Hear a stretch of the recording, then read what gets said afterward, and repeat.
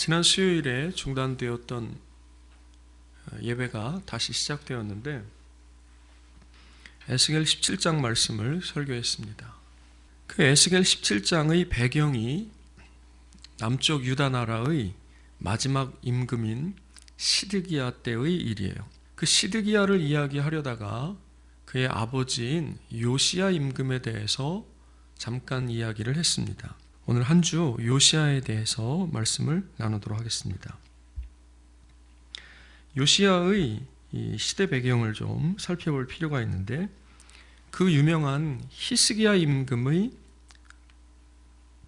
아들, 손자, 그 다음에 증손자예요.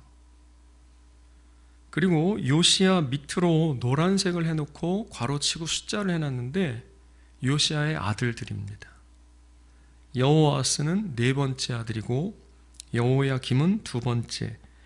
여호야긴은 노란색이 아니죠. 여기는 그 바로 위에 있는 여호야김의 아들이에요. 그리고 세 번째 아들인 시드기야가 남유다의 마지막 왕. 요때 예루살렘과 남유다가 바벨론에 의해서 멸망하게 되는데 그 말씀이 에스겔에 등장하는 거예요. 요시야 때에는 그 앞에 예레미야 선지자가 활동했고 그 다음에 맨 처음에 지금 써놓은 히스기야 때 이사야 선지자가 활동했던 거예요. 그런데 이사야, 예레미야 그리고 에스겔 이 선지자들이 그 뒤에 나오는 소선지서를 쓴 선지자들과 함께 나라를 향해서 계속해서 돌아오라고 말씀하시는 거예요. 그러니까 이스라엘, 특별히 남쪽 유다의 이 국운, 나라가 언제부터 이 멸망의 길로 접어드냐면 히스기야 때 바로 그쯤에 북이스라엘이 멸망해요. 그러니까 요 때로부터 계속해서 이스라엘은, 남유다는 내리막길, 하락세를 걷고 있는 거예요. 그러던 중에 히스기야 임금이 나온 것이고 요시야 임금이 등장을 한 거죠. 수요일 설교에 요시야에 대해서 이렇게 얘기했습니다.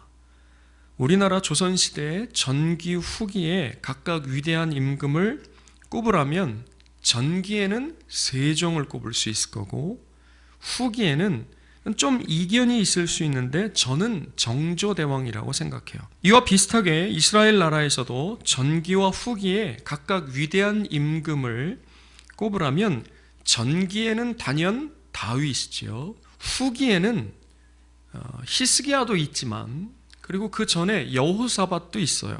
그러나 이건 거의 아마 이견이 없을 겁니다. 요시야 임금이 후기에 이스라엘 나라 전체를 대표하는 위대한 임금이라고 이야기할 수 있어요. 그런데 위대한 인물은 언제나 위기의 순간에 나오는 것 같아요. 지금 말씀드린 것처럼 북이스라엘은 대략 90년, 100년 전쯤에 아수르에게 멸망했고 지금 남쪽 유다의 경계선, 국경선까지 아수르가 와서 맞대고 있는 상황이에요. 그 상황에 남쪽 유다는 아수르에게 조공을 바치면서 겨우 유지하고 있는 상황인 거죠.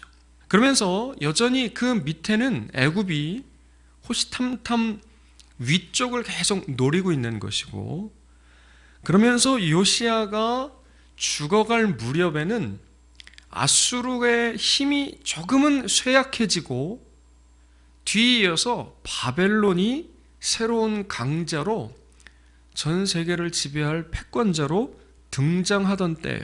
요시야 임금의 뒤에 나오는 그러면서 유다 왕국의 멸망의 때에 왕이었던 시드기야 누가 멸망시키느냐? 바벨론. 그때 임금이 누구냐? 다니엘서에 나오는 느부갓네살.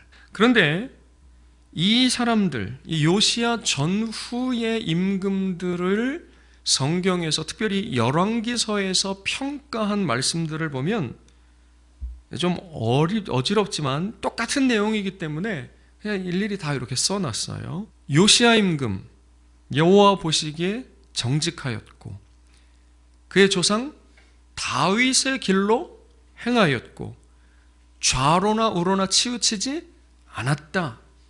요게 22장에서 요시야 임금에 대해서 이야기하는 거예요. 그리고 히스기야 여호와 보시기에 정직히 행하였다. 그리고 나머지 왕들은 모두 다 여호와 보시기에 악을 행하였는데 그 조상들을 본받아서 악을 행했다. 이렇게 말씀하고 있어요. 그 가운데 히스기야의 아들인 므낫세를 살펴보겠습니다. 므낫세는 21장에 나오는데 여호와 보시기에 악을 행했는데 21장 3절에 보면 아버지가 히스기야니까 아버지가 한 대로 따라하면 잘하는 거거든요. 그런데 성경이 뭐라고 말씀하냐면 아버지 히스기야가 헐어버린 산당들을 다시 세우며 이스라엘 왕 아합의 행위를 따라 행했다고 그랬어요. 아합은 언제적이냐? 한참 전이에요. 이미 북이스라엘이 멸망한 지 100년이 됐으니까.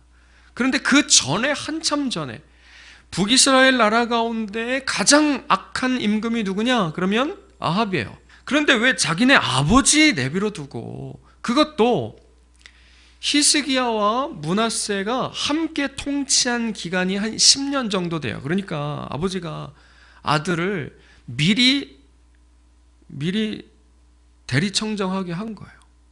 그러면서 이 정권 교체 기간을 10년을 만들어 준 거지. 그러면 아버지한테 이것저것 잘 배울 수 있는 시간이 많았을 거 아니에요? 이 사람이 제대로 된 사람이라면 그냥 아버지께서 하시던 대로 하면 되는 거고, 그런데 므낫세는 그러지 않았어요. 심지어 11절에 그 전에 있던 아모리 사람들, 그 가나안 땅에 이스라엘 백성들이 들어오면서 그 땅에서 죄를 범해서 쫓겨난 그 먼저 거하던 가나안 족속들보다 더 악하게 행했고, 악을 행한 것 외에 무죄한 자의 피를 심히 많이 흘려 예루살렘 이 끝에서 저 끝까지 가득하게 했다고 말씀하고 있어요. 읽어보겠습니다. 시작. 그러나 여호와께서 유다를 향하여 내리신 그 크게 타오르는 진노를 돌이키지 아니하셨으니 이는 므낫세가 여호와를 경노하게 한 그 모든 경노 때문이라. 아멘. 그 뒤에 24장에 보면 하나님께서 유다를 결국에는 멸망시키시는데 왜 그러시냐? 므낫세의 죄 때문이라는 거예요. 예레미야서에도 똑같은 말씀이 기록되어 있어요.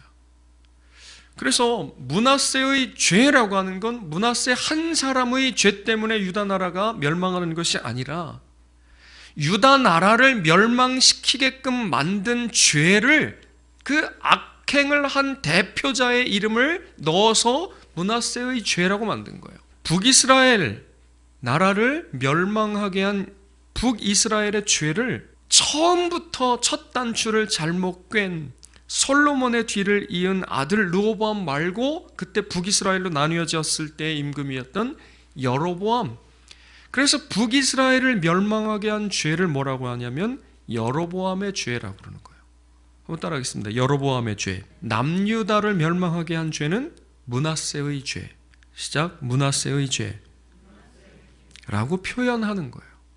그러니 이 사람이 얼마나 하나님 보시기에 악하게 행했는가 하는 것을 이 구절들이 얘기해 주는 거라고 할 수가 있는 거죠. 참 안타까운 일이라고 할 수 있어요.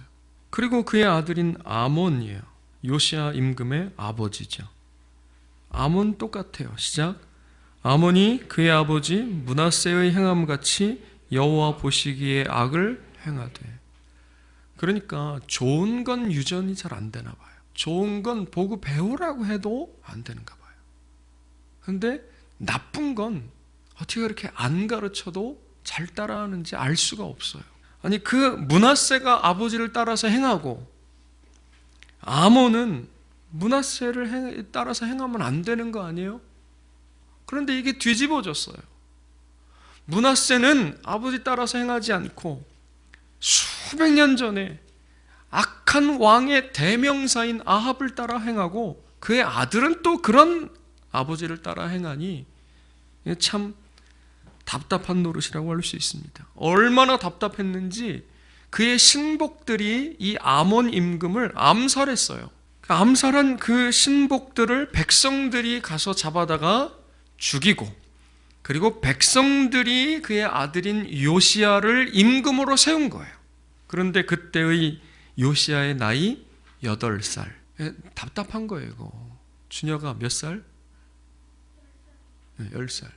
세은이 9살. 여긴 서양 나라니까 만 나이로 하면 아버지 잡아 죽이고 그 아들을 왕 삼았는데 세은인 거예요. 여러분, 그런데 므낫세가 55년을 통치했어요. 아버지 히스기야하고 10년이니까 단독으로 45년. 그러면 나라가 어땠겠어요? 나라는 난리가 난 거죠. 그리고 그 위에는 아수르가 지금 있는 거예요. 아몬은 2년 만에 암살당했어요. 그리고 8살짜리 요시야가 임금이 된 거예요. 8살에 왕이 됐는데 31년간 통치해요. 그리고 8년째 되던 16살에 다윗의 하나님을 비로소 찾았다. 역대하 34장이 말씀하고 있어요. 그리고 그로부터 4년 후 20살 될 때는 유다와 예루살렘을 정결하게 했다 하는데, 그것이 무엇인지 읽어보도록 하겠습니다. 교독하겠습니다. 아직도 어렸을 때 곧 왕위에 있은 지 8년에 그의 조상 다윗의 하나님을 비로소 찾고 제12년에 유다와 예루살렘을 비로소 정결하게 하여 그 산당들과 아사랴 목상들과 아로새긴 우상들과 부어 만든 우상들을 제거하여 버리매,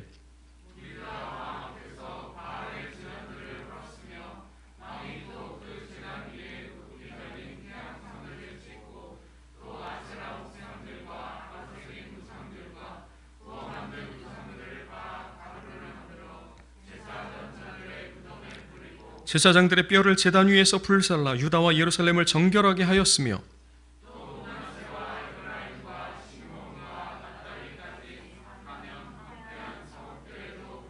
다같이 제단들을 허물며 아세라 목상들과 아로새긴 우상들을 빻아 가루를 만들며 온 이스라엘 땅에 있는 모든 태양상을 찍고 예루살렘으로 돌아왔더라. 아멘. 여기 6절 맨 위에 있는 므낫세는 야곱의 12아들의 므낫세예요. 지금 할아버지 므낫세가 아니고 12지파를 얘기하는 거예요. 그런데 므낫세, 에브라임, 시므온, 납달리는 북이스라엘이에요. 아수르가 점령하는 영토인데 아수르의 힘이 쇠약해지고 있는 틈을 타서 이 요시야가 어디까지 올라가는 거냐면 유다와 예루살렘뿐만 아니라 북이스라엘까지 올라가서 거기에 있는 모든 산당들과 우상의 근거지들을 싹 부수고 정결하게 하는, 깨끗하게 하는 행동을 하고 예루살렘으로 돌아온 거예요. 돌아와서 이제 뭐 하느냐면, 시작.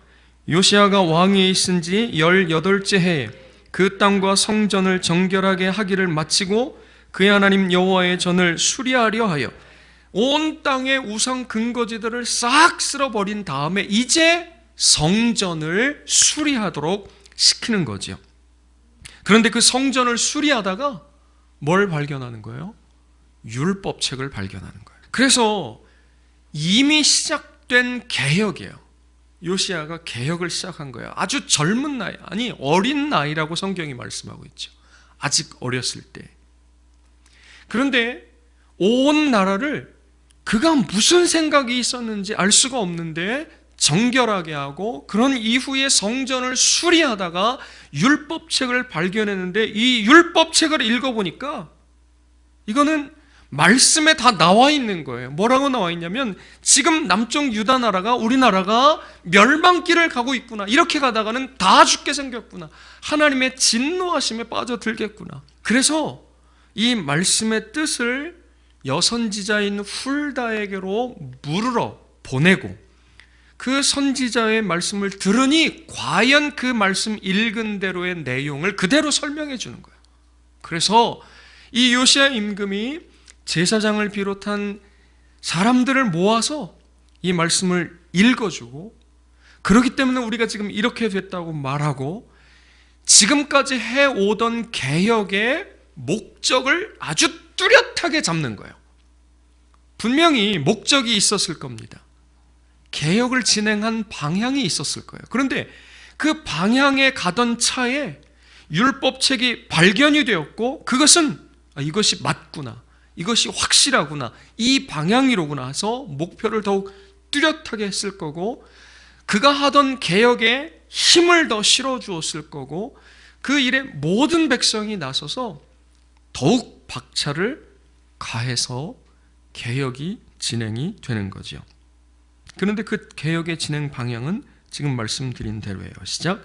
요시야가 또 유다 땅과 예루살렘에 보이는 신접한 자와 점쟁이와 드라빔과 우상과 모든 가증한 것을 다 제거하였으니 이는 대제사장 hil기야가 여호와의 성전에서 발견한 책에 기록된 율법의 말씀을 이루려 함이라. 아멘.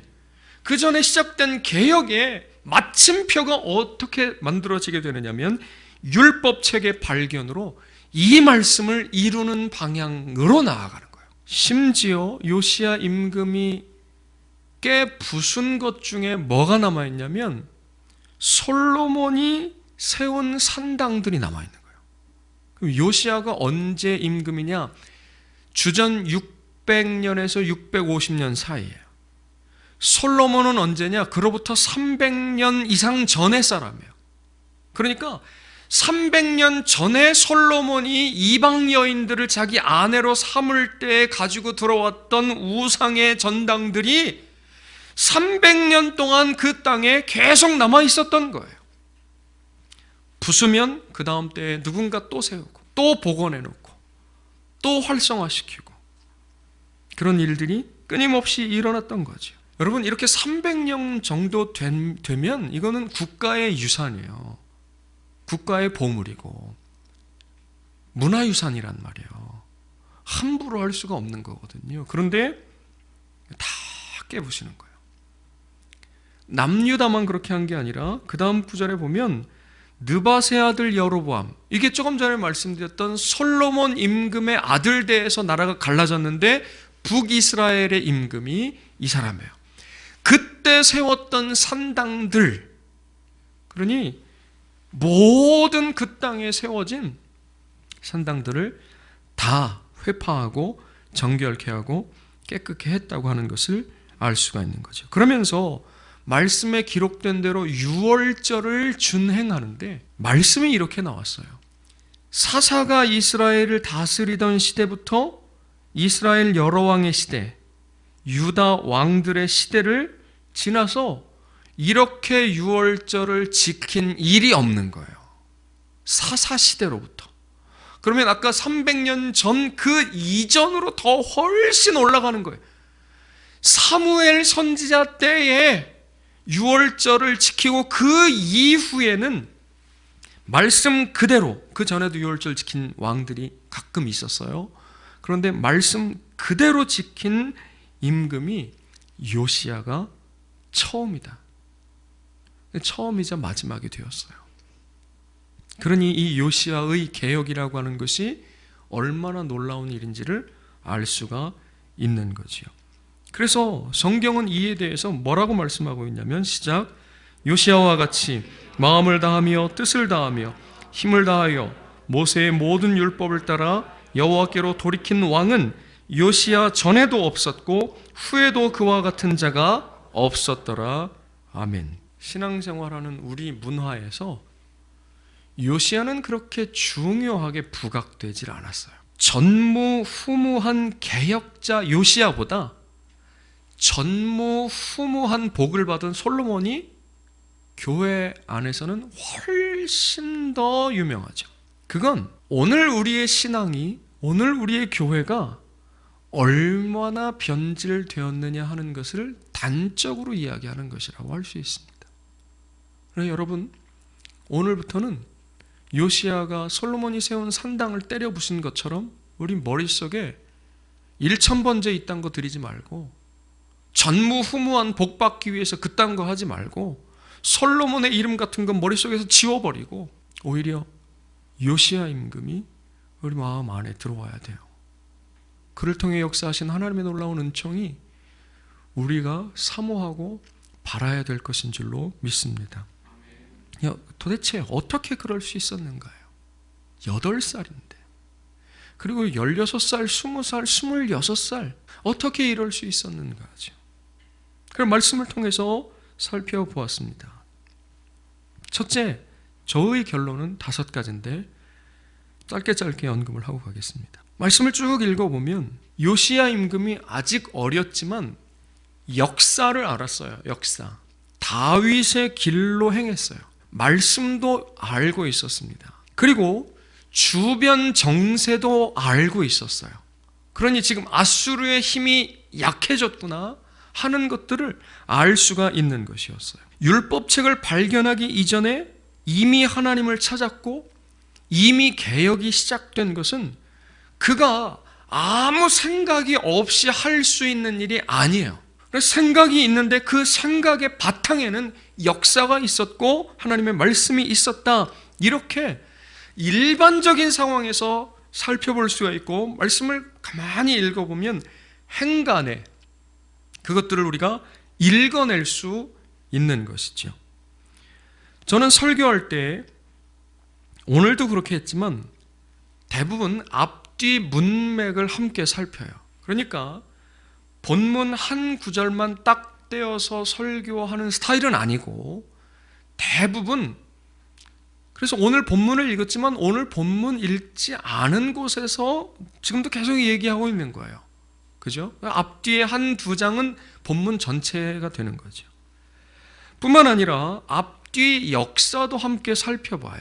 오늘 우리의 삶에 이런 요시야의 모습을 적용해야 되는데 아마 요시야가 왕의 수업을 받으면서 역사와 율법에 대해서 배웠을 것이고 그에 대해서 생각하고 또 생각하고 또 생각했을 거예요. 그리고 므낫세가 행한 일들에 대해서도 보았을 거고 그의 아버지인 히스기야 때에 있었던 일도 보았을 거고 그 다음에 자기의 아버지가 어떻게 신복들에 의해서 죽임을 당했는지에 대해서도 알 거예요. 보통 이런 상황이라면 아버지의 원수들 그걸 갚기 위해서 어느 정도 힘이 생기면 그런 일들을 행했을 텐데 그러지 않았어요. 오히려 그가 무엇을 해야 하는지 역사와 율법이 가르쳐주는 대로 생각하고 고민했고 기도했을 것이라고 생각이 듭니다. 여러분, 우리는 잠깐 살다가 가지만 우리가 살고 있는 지금 눈앞의 것들만 보고 사는 것은 분명한 한계가 있습니다. 눈앞에 있는 이익만 보고 사는 것은 인생이 참 그래요. 더군다나 예수 믿는 사람들의 삶은 그런 게 아니에요. 여러분, 우리가 날마다 보고 있는 이 성경은 짧게는 2000년이에요. 길게는 훨씬 더 이상된, 이게 박물관에 있으면 이건 유물입니다. 그리고 우리의 손에 들려 있어서 이건 오늘도 살아서 역사하시는 하나님의 말씀이 되는 거예요. 우리는 과거에 하나님께서 어떻게 역사하셨는지를 통해서 오늘 어떻게 역사하실 것인지에 대해서 배우고 있는 거예요. 우리나라 역사도 잘 알지 못하면서 이스라엘 역사를 살펴보고 있는 거예요. 우리 이전에 어떤 일이 있었고 주변에는 어떤 일들이 일어나고 있는지 살펴보는 그런 일들이 우리에게 꼭 필요합니다. 개인적으로도 해야 하지요. 우리 아버지는 어떤 분이셨는가? 우리 어머니는 어떤 분이셨는가? 우리 친가 쪽의 할아버지 할머니, 외가 쪽의 할아버지 할머니, 우리 친척들은 어떠한 삶을 살아가고 있는가? 살펴봐야 돼요. 우리 이웃은 어떻게 살아가고 있는가? 공동체적으로도 해야 됩니다. 우리 교회는, 이 동네의 교회들은, 시흥시 전체는, 그리고 대한민국의 교회는 나라 전체와 주변 국가와 지구촌 전체까지 다 알 수는 없어요. 그러나 흐름을 이해할 정도는 되어야 한다고 생각하는 거죠. 흐름, 지금 이 나라가 제대로 가고 있는 건지, 교회가 지금 잘하고 있는 건지, 내가 지금 잘하고 있는 건지, 이렇게 가다가는 어떤 일들이 있을 건지, 미국은 왜 저러는 건지, 일본은 왜 저러는 건지, 중국은 왜 그러는 건지 여러분 생각해 봐야 돼요. 그러기 위해서는 내가 좋아하는 것들만 찾아서 보면 안 됩니다. 듣기 싫은 소리도 좀 들어야 돼요. 그래야 균형 잡힌 감각을 가질 수 있는데 이때 가짜 뉴스는 결코 도움이 안 돼요. 나이가 이렇게 먹었는데요. 요즘 세상 너무 좋은 게 뭐냐면 유튜브에 다 나와요. 얼마 전까지만 해도 찾아서 읽어야 되었었는데 요즘엔 읽을 필요도 없어요. 다 설명해 주거든요. 그런데 거기에는 가짜도 있다는 거 명심해야 됩니다. 그리고 우리 인간들이 좋아하는 것이 뭐냐면 확증 편향이라는 거예요. 내가 이렇게 생각하는데 이렇게 생각하는 걸 북돋아주고 그게 옳다고 하는 방향으로 계속 가게 되어 있는 거예요. 그럴 때는 한 걸음 뒤로 물러나서 이게 옳은 건가? 이게 옳은 건가? 성경은 뭐라고 말씀하시지? 또 저 옆에 있는 나라는 뭐라고 얘기하지? 또 이전에는 우리가 어땠지? 그 다음은 어떻지? 생각해야 되는 거예요. 공부하고 생각해야 돼요. 그걸 우리 아이들에게 이야기해야 됩니다. 아이들 역사와 말씀을 가르쳐야 돼요. 달달달 외우는 지식으로서의 역사가 아니라 역사의식을 가질 수 있는 역사 교육을 해야 되는 거죠. 말씀, 아브라함의 아들이 누구고 이런 게 아니라 몇 년도에 뭐가 일어났고 이런 게 아니라 성경의 말씀이 우리에게 가르쳐 주시는 것이 무엇인지를 깨달을 수 있는 말씀의 지식들을 가져야 되는 거죠. 여러분, 아직 늦지 않았습니다. 그리고 우리는 너무나도 좋은 시대에 살고 있어요.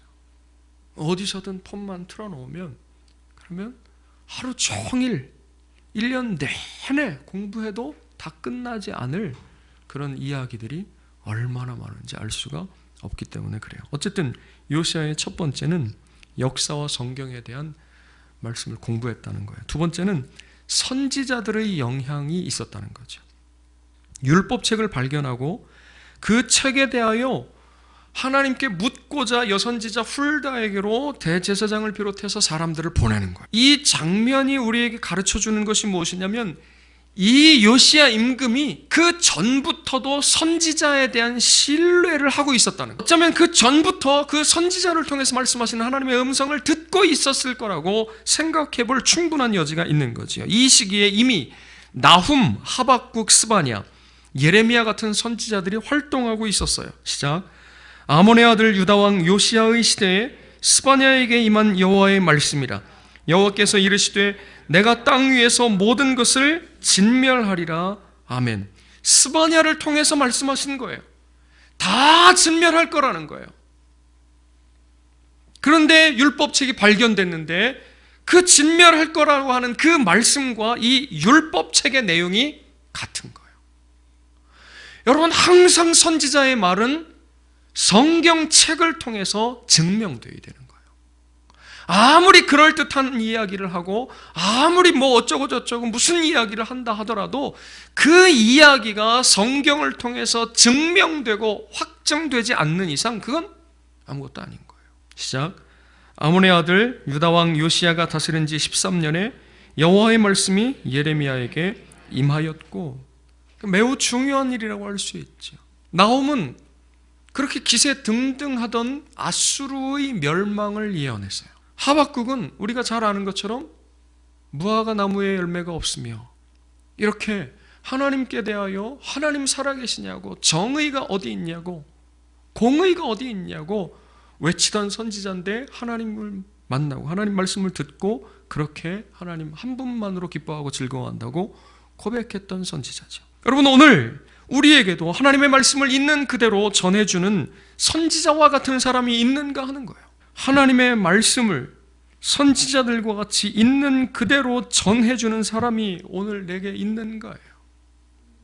아니면 와서 아이고 잘하고 있다고, 좋다고, 하나님 복 주실 거라고 그렇게만 얘기해 주는 사람이 있어요? 아니면 그런 것만 듣기 원합니까? 다윗 왕 앞에는 그의 잘못을 이야기하는 나단 같은 선지자가 오늘 내게도 있는가 하는 거예요. 리처드 십스라는 청교도가 이 요시야 개혁에 대해서 설교한 4편의 설교를 묶어서 책이 있어요. 거기에 첫 부분에 내 마음에 맞는 선지자를 하나님께서 붙이신다는 거예요. 그러니까 다윗에게는 나단이 있었고 나단이 가서 얘기하면 다윗은 들을 수 있으니까 나단 같은 선지자를 하나님 보내신다는 거예요. 그가 잘못했는데 이 사람을 보내서 너 잘못했어 라고 이야기하면 그가 돌이켜 눈물로 회개할 줄 아니까 그런 사람을 보내신다. 요시야에게는 훌다라든지 이런 선지자들이 있어요. 그러니 그들이 그들의 말을 들을 줄로 알고 요시야에게 그런 선지자들이 있는 거지요.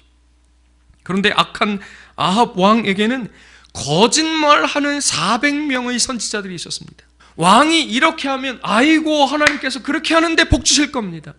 왕이 이렇게 하면 하나님께서 그렇게 하시는 것도 복을 주실 겁니다. 이러면 이래서 복을 주시고 저러면 저래서 화평이라고 이야기하는 가짜 선지자들 400명이 있었어요.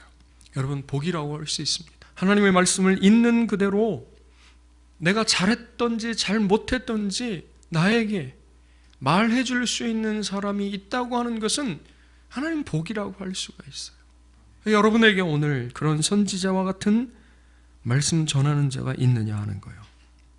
바로 이어서 세 번째, 아무리 그런 능력 있는 선지자가 있다 해도 내가 듣지 않으면 아무 소용이 없어요. 그래서 요시야의 마음이 중요합니다. 선지자들의 말씀을 듣는 내 마음이 중요하다는 얘기예요. 이건 비유로 이렇게 얘기합니다.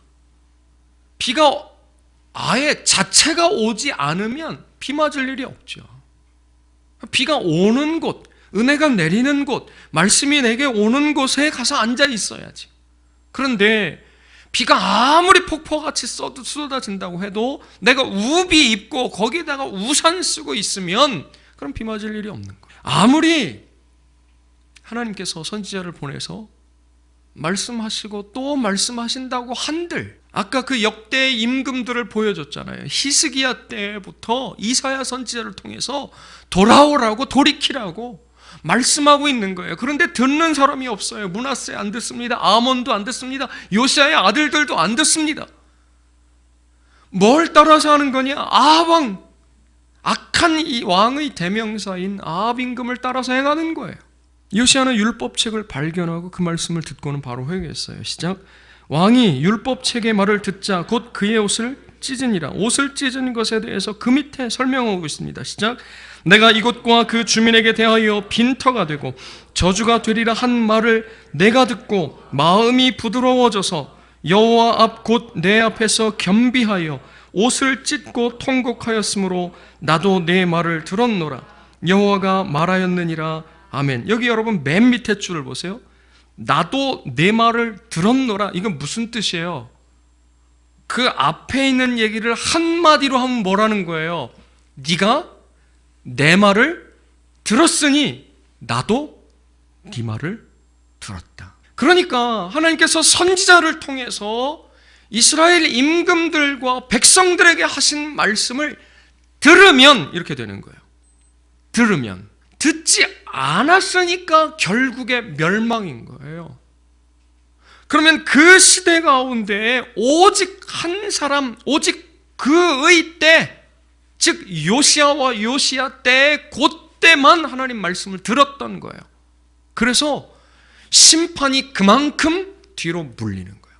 심판이 뒤로 물려. 만약에 그 다음에 왕을 이어서 아들이 됐는데 그 아들이 아버지의 행한 길을 따라서 했다. 그러면 그만큼 심판이 또 유보가 되는 거죠. 그 다음에 손자도 또 그렇게 했다. 그러면 심판이 계속 뒤로 밀리는 거예요. 그런데 그러지 못했어요.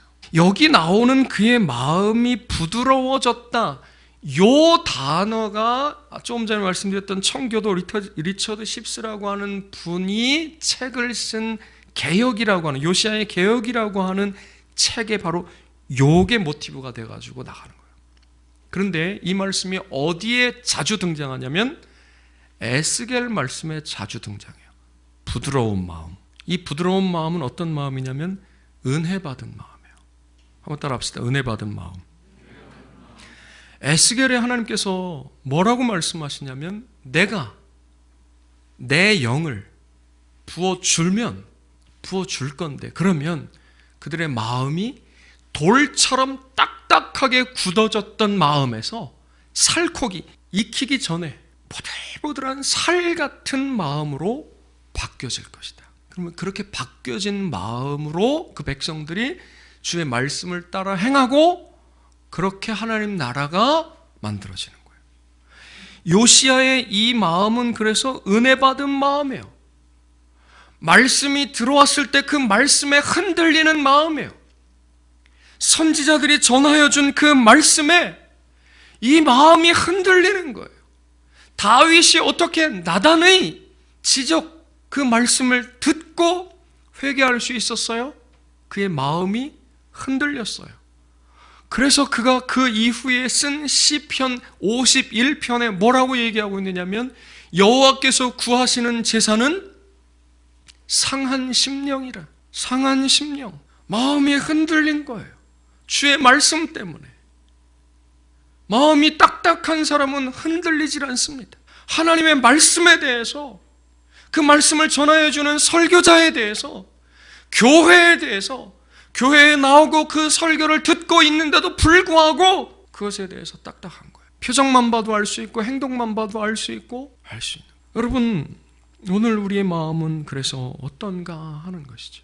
은혜 받은 마음은 말씀을 들을 때 가슴이 울리는 거죠. 눈물이 흐르는 거예요. 애통하며 주 앞에 통회하고 자복하는 데에 나아가게 되는 거죠. 여러분, 오늘 말씀에 대하여, 교회에 대하여, 설교자에 대하여 부드러운 마음입니까? 아니면 딱딱한 마음입니까? 그 뒤에 이렇게 얘기하고 있어요. 그래서 뒤에 23장은 3절과 25절에 앞뒤에 요시야의 모습에 대해서 얘기하는데, 다 같이 시작.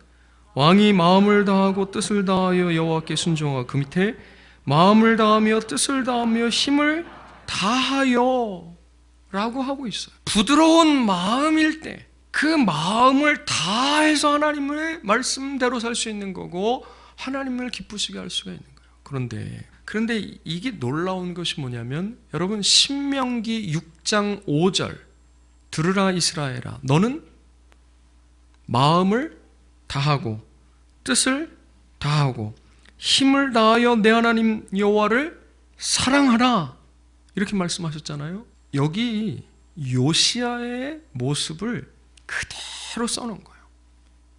그가 율법책을 발견한 거예요. 그가 하나님의 말씀을 깨달은 거예요. 그가 말씀 가운데의 은혜를 받은 거예요. 신명기 6장 5절이 열왕기 하 23장 요시야에게 그대로 된 거예요. 그대로 된 거예요. 여러분, 제가 창세기 1장을 설교할 때 여호와께서 말씀하시니 그대로 되었다는 거죠. 그게 보시기에 좋은 거예요. 그게 선 혹은 좋은 거라고 말씀을 드렸죠. 신명기 6장의 말씀이 요시야에게 그대로 됐어요. 보시기에 좋은 거예요. 여러분, 오늘 이 성경의 말씀이 우리의 삶에서 그대로 될 때 우리의 삶이 하나님 보시기에 좋은 게 되는 거예요. 그럴 수 있기를 주의 이름으로 축원드립니다. 네 번째는 이런 건 혼자 하는 게 아닙니다. 그래서 요시야의 개혁이라고 이름 붙여졌지만 요시야 혼자 할 수 있는 일이 아니에요. 더군다나 8살에 왕이 됐거든요. 그리고 16, 20, 26살로 가는 거예요. 요시야가 성경에 기록될 만큼 그렇게 개혁을 이룰 수 있었던 데에는 그와 함께하는 사람들이 있었다는 거예요. 시작. 그러나 그들의 손에 맡긴 은을 회개하지 말지니 이는 그들이 진실하게 행함이니라. 율법책 발견되기 이전에 성전을 수리하는데 그들에게 은을 갖다 맡기는 거예요. 성전 수리할 자금. 이게 평상시 같았으면 어때요? 횡령하고 난리 치는 거죠. 담합하고 뭐 여기 어떻게 돈을 뒤로 빼돌리고 자재를 그래서 이상한 거 갖다 쓰고, 다 우리 뭐 전혀 낯설지 않은 이야기잖아요. 그런데 그들에게 돈을 맡기고 그거 회계 가서 세보고 뭐 이렇게 맞춰보고 정산하고 할 필요 없다는 거예요. 왜냐하면 그들이 정직하게 행하는 거를 누가 알고 있는 거예요? 일선에서 일하는 사람들의 그런 정직함을 임금이 알고 있는 거예요. 그러니까 이 사람이 지금 왕궁에 앉아가지고 이렇게만 하는 것이 아닌 거죠. 그리고 말씀을 계속 읽어보면 그 뒤에 그 밑에 시작. 이에 왕이 여호와의 성전에 올라가매 유다 모든 사람과 예루살렘 주민과 제사장들과 선지자들과 모든 백성이 노소를 막론하고 다 왕과 함께 한지라. 아멘. 대제사장 힐기야, 서기관 사반의 아들 아히감, 미가야의 아들 악볼, 왕의 시종 아사야, 뭐 한 사람도 뒤에서 작당하고 모의를 꾸미고 한 일이 없이 백성들까지 다 같이 일어나서 왕의 이 일을 함께 가는 거예요. 참 안타까운 것은 요 다음 왕이 참 안타까워요. 이게 멸망길로 치달아가고 있었던 중에 브레이크를 한번 강하게 잡은 건데 여기서 잡혔어야 되는데 안 잡히고 그 이후에 다시 더 급격하게 멸망으로 치달아간 게 너무 안타까운 거지. 역사에는 이처럼 늘 한 사람이 있는 것 같아요. 그래서 우리 부르던 복음성가에도 하나님이 그 한 사람 찾으신다는 이런 가사가 많아요. 그러나 성경을 가만히 읽어보면 한 사람인 것 같은데 아니에요. 오늘 자주 나오는 아합 임금 때에 유명한 엘리야가 있었던 거예요. 엘리야가 뭐라고 그래요? 이제 나만 남았습니다. 조카오니 나를 데려가 주십시오. 그랬더니 하나님께서 뭐라고 말씀하셔요? 아니야, 너만 남지 않았어. 바알에게 무릎 꿇지 않은 7,000명을 내가 하나님께서 남겨두었다는 거예요. 7,000명은 누군지 몰라요. 그게 그냥 숫자 7,000명일 수도 있습니다. 그런데 7과 곱하기 1000일 수도 있어요. 많다는 거죠. 바알에게 무릎 꿇지 않은, 그러나 역사에 이름을 남기지 않은 많은 사람들이 있다는 거지요. 여러분, 그렇지 않고 혼자서는 할 수 있는 것들이 굉장히 한정되어 있습니다. 우리는 어쩌면 눈에 띄는 그 한 사람이 될 수 없을지 몰라요. 그러나 눈에 띄지는 않지만 함께하는 많은 사람들 중에는 들어갈 수 있어요. 히브리서 11장은 소위 믿음장이라고 이야기합니다. 아벨에서부터 시작해서 에녹, 노아, 아브라함 줄줄이 믿음으로써 승리한 믿음의 선진들의 이름을 쭉 언급한 다음에 다 말할 수 없다고, 너무 많다고, 그러면서 말씀 후반부에 가면 이렇게 얘기합니다. 어떤 이들은, 여러분, 우리가 아브라함이나 에녹이나 노아나 아벨 같을 수는 없을지도 몰라요. 그러나 어떤 이들과 같을 수는 있죠. 그리고 한 장 딱 넘어가면 그 다음 장에 구름같이 허다한 증인들이 우리 앞에 있다라고 얘기하는 거죠. 여러분, 우리가 바로 그런 사람이 될 수 있는 거예요. 신앙생활은 혼자 하는 게 아닙니다. 그래서 교회예요. 교회는 어찌되었건 모여야 되는 거죠. 모여야 돼요. 여기서 혹 의견이 다를 수도 있고 여기서 혹 문제가 발생될 수도 있어요. 그러나 이 안에서 문제를 풀어야 되고, 이 안에서 만나야 되고, 이 안에서 함께 주 앞에 손 붙잡고 나아가야 하고, 이 안에서 지금은 그럴 수 없지만 같이 밥 먹어야 하고, 이 안에서 같이 울고 같이 웃고 같이 은혜를 받아야 되는 거예요. 예수님 승천하신 이후에 마가의 다락방에 120문도가 모여서 기도에 힘쓸 때 하나님께서 거기 내려오신 거예요. 여러분, 우리가 흔하게 인용하는, 물론 이 문맥이 좀 다르지만 내 이름으로 두세 사람이 모이는 곳에 같이요. 같이. 혼자 신앙생활 나 홀로 잘할 수 있는 사람은 없어요. 함께 붙들어주고 함께 사랑과 선행을 격려하고 함께 지어져 가는 겁니다. 함께 만들어져 가는 거예요. 여러분, 잊지 마시기를 주의 이름으로 축원드립니다. 마지막으로 여기에 율법책의 발견인 거죠. 주께서 말씀하신 찾는 이는 찾아낼 것이요, 요 말씀의 구체적인 예가 바로 요 본문이라고 할 수가 있어요. 밤낮 주의 뜻을 구하고 찾는 자에게 주께서 그 뜻을 가르쳐 주시고 그 말씀을 깨닫게 하시고 발견하게 하신다는 거죠. 밤낮 두드리는 자에게 주께서 열어주신다는 거예요. 읽겠습니다. 시작. 또 어려서부터 성경을 알았나니 성경은 능히 너로 하여금 그리스도 예수 안에 있는 믿음으로 말미암아 구원에 이르는 지혜가 있게 하느니라. 모든 성경은 하나님의 감동으로 된 것으로 교훈과 책망과 바르게 함과 의로 교육하기에 유익하니 이는 하나님의 사람으로 온전하게 하며 모든 선한 일을 행할 능력을 갖추게 하려 함이라. 아멘. 성경에는 그리스도 예수 안에 있는 믿음으로 말미암아 구원에 이르는 지혜를 얻게 해요. 성경을 읽고 듣고 하다가 구원을 받게 되는 거예요. 삼국지를 읽다가는 구원을 받을 수가 없습니다. 아무리 훌륭한 세계문학 전집이라도 뭐 100권, 200권, 300권, 400권을 다 읽는다 해도 그 안에서 구원에 이르는 지혜를 발견하기는 어려워요. 그러나 성경은 우리에게 예수 그리스도를 믿는 믿음 가운데 구원에 이르는 지혜를 얻게 해준다는 거죠. 구원 받았다고 해서 끝입니까? 아니라 이런 얘기예요. 그 다음에 하나님의 사람으로 온전하게 선한 일을 행할 능력을 갖춘 온전한 하나님의 사람이 되게 하는 거예요. 그래서 여러분, 예수 믿는 사람, 이 세상의 인류는 두 가지라고 그랬어요. 하나는 예수 안 믿는 사람, 두 번째는 예수 믿는 사람. 그래서 사탄의 괴계도 두 가지라고 그랬어요. 하나는 예수 안 믿는 사람 어떻게든 못 믿게 하는 거. 두 번째는 예수 믿은 사람 어떻게든 온전한 성도 되지 못하게 하는 거. 그래서 결국엔 하나님의 영광을 가리는 거예요. 그러니 먼저 예수 믿은 사람들은 주 안에서 예수 그리스도를 닮아 장성한 분량이 충만한 데까지 이르러가는 게 온전한 거예요. 그게 선한 일을 행할 능력을 갖추는 거예요. 선한 일 뭐예요? 말씀이 그대로 되는 삶을 살 수 있는 삶이에요. 그게 그리스도 안에서 장성한 믿음의 분량의 사람인 거예요. 어른이 되는 거예요. 영적으로 성인, 성숙한 사람. 예수 믿은 사람에게 목표는 솔로몬이 아니에요. 그래서 요시야인 거예요. 요시야.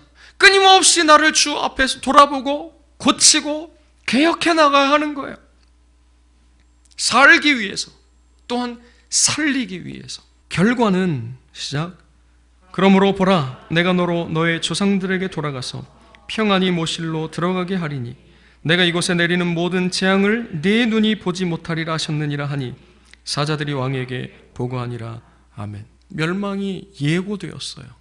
오래전부터. 누구 한 사람의 죄가 아니라 마치 노아 시대 물로 심판할 때처럼 온 땅에 악이 가득 찬 거죠. 여러분, 이 남쪽 유다라고 하는 나라가 이렇게 있는데 악이 점점 차는 거예요. 여기까지 차면 가득 차는 거예요. 그러면 심판이 시작되는 겁니다. 점점 차는 거예요. 차는 걸 사람들은 못 봐요. 하나님만 아시고 누굴 보내시는 거예요? 선지자를 보내시는 거예요. 이때 히스기야든지 요시야든지 므낫세든지 상관이 없어요. 왜요? 악은 계속 차고 있거든. 계속 차는 거예요. 이게 계속 악이 차올라요. 그러면 영적인 시각, 하나님의 시각에서 보면 심판이 멀지 않았어요. 그러니 뭐 해야 되는 거예요? 회개하고 돌이켜야 되는 거예요. 안 그러면 죽는 거예요. 계속 차오르고 있습니다. 므낫세의 시대는 더 빨리 차오르는 거예요. 온 국민이 합세해서 더 빨리 죄가 막 차오르고 있는 거예요. 요시야의 시대는 이게 억제되는 거죠. 하나님의 은혜로, 말씀으로 억제되는 거예요. 그 결과 하나님께서 망할 건데 너는 살 거야, 이렇게 된 거예요. 이 요시야의 위대한 개혁이 아들에게도 영향을 미치지 못했어요. 에스겔 17장의 배경이라고 그랬는데 딱 한 장 넘어가면 18장에 이런 말씀이 나옵니다. 너희가 속담에 아버지가 신 포도를 먹으면 아들의 이가 시다 라고 하는 말이 있는데 이제는 그 속담을 다시는 쓰지 못할 것이다. 모든 영혼이 내게 속하였으니 각자가 자기가 범한 죄악으로 그 사람이 죽을 거다.